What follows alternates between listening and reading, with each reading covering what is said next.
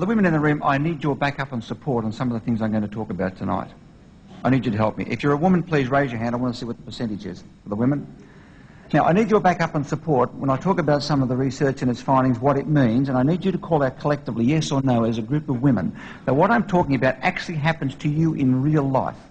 Now, the reason I need this, because a lot of these gentlemen in this room, when they hear some of this, will say they couldn't possibly be true or right because it never happened to me. Now, for the women, assuming that you agree with what I'm saying, can I get your support on this as a group? Thank you. For example, your typical male in this room, and in fact the typical male in your life, has no idea if you go to a function like this, or a party, where there are 50 couples, this is the test size, you go with the last couple through the door, it takes your average woman around 11 minutes in that room to have figured out the relationship between every couple in that room. Yes or no? Now, most men have difficulty with this. In a room like this with no windows, where you've entered for the first time, one thing we did find is that most men can sense the direction of north and point towards it. This is a very important skill. Now, less than half the amount of women can do the same task. Now, in simple terms, most men can sense north, most women have difficulty. Why would men be able to sense north? Obviously, there's some advantage to this. I'll come back and explain that. For the women in the room, what I'm going to say now will be a shock to you, but men's brains are a fairly simple mechanism compared to yours. Looking at brain scans and the way they now reveal how we behave, give some deep insights into our behaviour, particularly into women's intuition, this strange thing that's existed for thousands of years. The first thing you notice about male brains, and when I say male or man or masculine, I'm talking here about most men, most of the time, most of this applies. About 4 out of 5 men across the board, about your average. And most women, most of the time, it mostly applies. There are no absolutes. You can judge which applies to you in your life. Men's brains are more organised. When you scan them, you notice that everything has its place. So if you can picture for this exercise, it's like he's got little rooms all over his head. And each room has at least one major function that works well in isolation of the rest. Women's brains tend to have functions spread more often on both sides, and often front and back. In the case of speech and language, it's both sides, front and back, and at the back. The connecting cord between the left and right, the corpus callosum, on average for a typical woman, it runs around 10% thicker physically and carries up to 30% more connections between the left and right. And this gives women what we call a multitasking brain. In simple terms, gentlemen, that means that your typical woman that you would meet in your life can perform somewhere between 2 and 4 simultaneous unrelated tasks. For the women, is this true, yes or no? For example, she can run an internet program, talk on a headset to somebody in a foreign country about an unrelated program, be listening to a third party having a conversation and drinking tea. Multitasking. Now, most men's brains, with less connections and more neater arrangement, can do, and I'll tell you this, they can do one thing at a time. Now, the women in the room, you've heard a man say, look, I can do one thing at a time. He's not being rude, he's being actually correct. Now, he can do it very, very well, by the way. Real well. But one thing. For example, if a typical male pulls over to the side of the road to read a street directory because he's not lost, he's finding a new way. He pulls out his map or directory. What is the first thing most men will do with the radio? They turn it off. Now think about this. He turns the radio off to read a map. Does that make sense to you? Well, if you could scan his brain, you'd probably get a clue to this. He can't operate navigation and hearing simultaneously. He can do one or the other. If he's driving down the motorway and you talk with him, he misses the turn off. On a roundabout, you talk, he gets the wrong turn, you get the blame. Now, understanding one thing at a time mentality is a very important key for women to understanding any male in your life. So we're going to talk about excellence in relationships and how well can you sell yourself to other people. And on an increasing basis today, in every business, how often can you sell yourself to the opposite sex, get cooperation and get a yes to what you propose? Now, this one thing at a time mentality.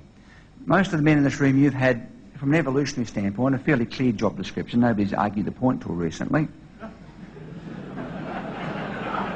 Now, in simple terms, we describe men as lunch chasers. This is your job. For a long time, your job has been to find a target and hit it. So you get up in the morning and off you go looking. So it makes sense that your brain would have evolved with abilities to allow you to pick up a target in the distance, estimate coordinates. How far away is it? How fast is it moving? If I caught this thing, how big would it be when I got there? At the speed I'm going, at this angle, and the angle it's going, how fast do I go to head it off at the pass? How far do I bring my arm back with a rock or stick of this size? And when do I release it at this speed to hit a moving zebra at 50 metres? This is called visual spatial awareness. Now, scans show that it sits for most men in the right part of the brain and across the back, left and right visual brain. It's the number one brain skill for most men in virtually every culture. Now, it's a skill that most women do not need. The reason being, as the childbearer of this species, your brain is organised for different skills and abilities. Hitting targets, long-distance navigation are not two of them. You don't need to be able to do that. You need other things, but they're not two of them. So the guy's out there, he hits the target, now he needs to sense north. The purpose of this? To get home. If you're going to be a long-distance navigator, you need to be able to sense direction to get back, otherwise you're a waste of time. So he gets back home with his lunch, throws it down, he lies about how hard it was to catch. And then for the rest of the night, he just gazes in the fire. That's it. In simple terms, male job description. Find a target, estimate coordinates, hit it with a rock. Find north, lie a bit, and fire gaze. Now, men's brains, you fellas, your brains are organised to do these things. Now, fire gazing for modern men can happen at any time of the day. Most women will recognise that certainly early evening involving newspapers, magazines, or remote controls. Now, here's a typical man fire gazing at the end of the day. He's reading information, magazine, or a book. If you could scan his brain while he's doing this, you know what you'd discover?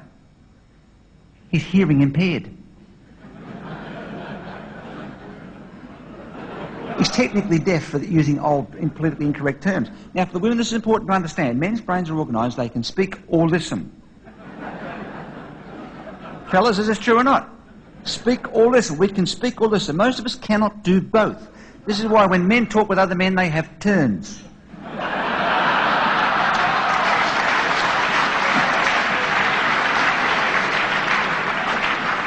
So if there's myself and these two gentlemen in front talking, just on a non-threatening basis, I might go first, I'd have my turn. They would actually let me have the turn. They would not attempt to talk simultaneously. I get to the end, and as I'm talking, they do just what they're doing now. They go completely blank and they go... This is men showing, I'm interested. I get to the end, and then he'd have his turn, and we go... Then this gentleman would have a turn with... This is men bonding, getting on very well. How do women talk with other women? Simultaneously. They're all going at the same time. Now, women are the butt of jokes of this from men in every country. Men say in every country. We go to up to 30 countries in a year, and you can hear the men at meetings like this say, listen to the women because you can hear them. All talking at the same time. And the men say, no one's listening. Fellas, that's not true. If you could scan their brains, you would discover their brains can speak and listen simultaneously. For the women, is this true? Yes or no? Now, for most men, this is a difficult concept to get your head around. Speaking and hearing at the same time. Not only can they do that, they can do it on several unrelated subjects.